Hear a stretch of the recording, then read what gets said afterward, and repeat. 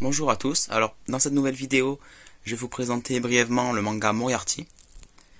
Donc voici, j'ai l'intégralité, les 11 tomes actuellement sortis en France.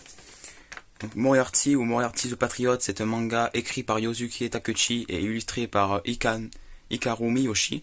Il est basé sur les différentes œuvres de Sherlock Holmes, ou les aventures de Sherlock Holmes. Et donc pour le synopsis, j'ai choisi celui qui était écrit sur le dos du premier tome. Alors ça se passe à Londres, dans le régime britannique. Donc, fin du 19e siècle, l'Empire britannique a atteint son acmé. Albert Moriarty, fils aîné du comte Moriarty, est révolté par le système social fondé sur la hiérarchie des classes, à savoir avec la distinction classe populaire et noblesse. Et profondément enraciné dans les esprits, deux frères rencontrés dans un orphelinat vont lui permettre de se lancer dans un projet d'une ambition folle, apporter la paix au pays tout entier. Et oui, l'ennemi juré de Sherlock Holmes cachait un secret. Donc ici, en fait, le mythe de Sherlock Holmes, comme ils disent, il est revisité à travers les yeux de Moriarty. Donc Moriarty, c'était un peu l'ennemi juré de Sherlock Holmes. Et ici, on nous met plus dans la peau de Moriarty. Et c'est ce qui est plutôt original et que j'ai vraiment apprécié. Ensuite, comme je l'ai dit, il y a 11 tomes sortis en France et le tome 12 va sortir très prochainement. Et au Japon, ils en sont à 16 tomes, donc on peut imaginer qu'il y aura une vingtaine de tomes, vu comment le manga avance assez vite. Pour les points positifs et pourquoi j'ai choisi de présenter ce manga, c'est notamment d'abord par les dessins, donc assez matures, et c'est pour cela qu'il y a marqué pour public averti. Pour vous montrer quelques planches, vraiment les dessins sont super, donc assez détaillés, et vraiment c'est un plus pour le manga. Puisque l'histoire elle est sérieuse, alors il a fallu un dessinateur qui a un style plutôt classe, quoi, assez mature. Et donc ici l'auteur il ne se contente pas de nous insinuer que Moriarty était une meilleure personne que Sherlock Holmes. Il nous montre juste la complicité et la rivalité qu'il existait entre les deux. Puisque par exemple, le comportement de Sherlock Holmes, il nous amène à penser que en fait, il se doute que Moriarty, c'est lui qui est l'auteur de ces affaires assez sombres.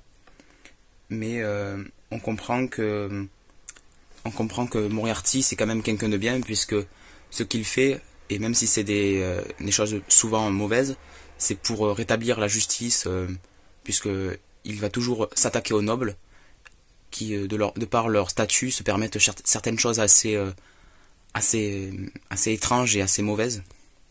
Donc, comme je l'ai dit, c'est une lecture très agréable, et ça donne vraiment envie de se renseigner sur Sherlock Holmes, ainsi que donc on pourrait même lire l'histoire en roman.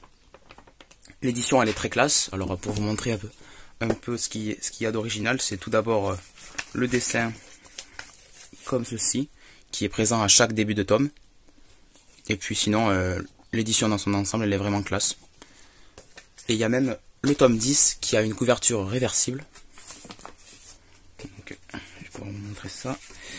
Et voilà, elle est réversible la couverture. Donc, vraiment, ça c'est génial.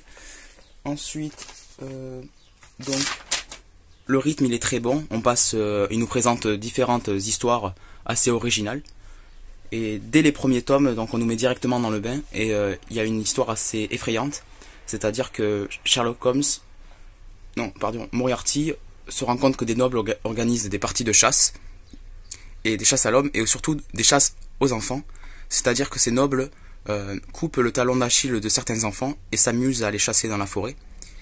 Et Moriarty va ainsi essayer de déjouer leur plan et de rendre public cette affaire. Et c'est justement sur cette question de la publicité que que la police va essayer d'enquêter sur Moriarty, puisque en fait ça dénonce certaines choses et les nobles ne sont pas contents de cette publicité des affaires assez sombres que mènent les nobles. Et donc la police n'est pas vraiment compréhensive envers Moriarty et ses amis qui essayent de rétablir la justice. Et puis il y a également une autre histoire qui vient plutôt vers le tome 8 et 9 du manga. C'est l'histoire avec Jack l'Éventreur. C'est-à-dire qu'à Londres, il y a un faux Jack l'Éventreur qui sévit. Sauf que En fait, le vrai Jack l'Éventreur, il est aux côtés de Moriarty, et il s'appelle Jack Renfield. Donc c'est un spécialiste de l'arme blanche, qui était aussi un héros de l'Afghanistan. Il était ainsi appelé Jack l'Éventreur, non seulement par ses amis, mais aussi par ses ennemis. Et il est donc impossible que ce soit le Jack l'Éventreur qui tue des personnes et tout dans Londres. Et c'est pour ça que Moriarty va essayer de démasquer ce faux Jack l'Éventreur. Et c'est vraiment une histoire sympa. Et donc j'en ai oublié, mais il y en a tout au long du manga. Il y a jusqu'au tome 11, il doit y avoir environ 5 trames principales, 5 histoires différentes.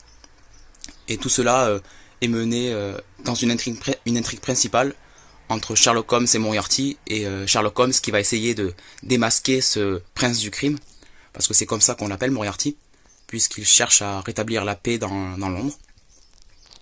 Et c'est pour ça que le manga montre la perversion dont les nobles peuvent faire acte, et nous amène à supporter Moriarty puisqu'on comprend que ce qu'il fait, c'est plutôt pour le bien des citoyens et pour protéger ses citoyens, et souvent les pauvres, de la perversion de la noblesse, qui de leur statut se pensent un peu tout permis. Et c'est pour cela, donc, comme je l'ai dit, qu'on appelle Moriarty le prince du crime.